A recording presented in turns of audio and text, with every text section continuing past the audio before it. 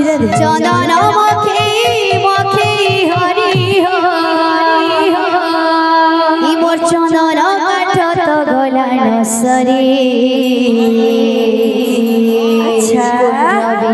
बिहारी सिधारी सिधारी कहला जे कोला कान्हो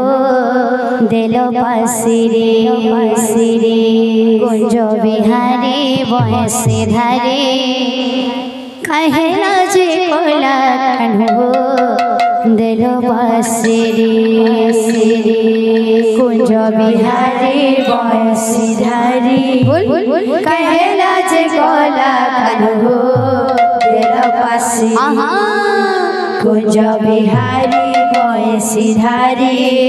कहला जे कोला कान्हो देलो पासिरे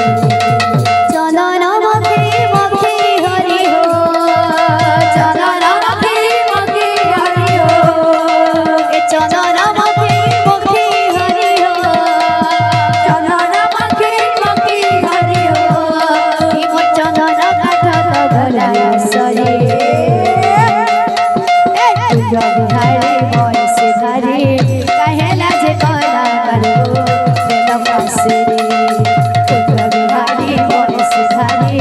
कहला जे कोला कान्हो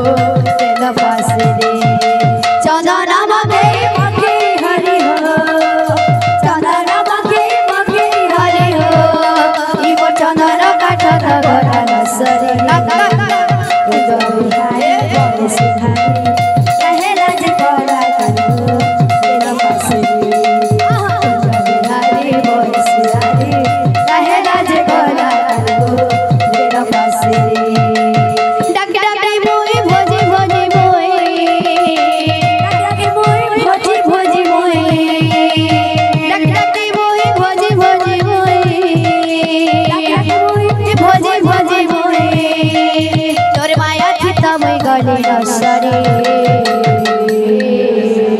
कुंज बिहारी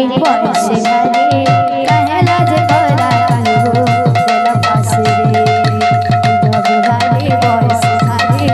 कहला जे कोला कान्हो देलो पासिरे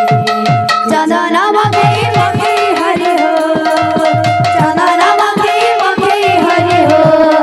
मोर चंदन काठ तो गला नसरे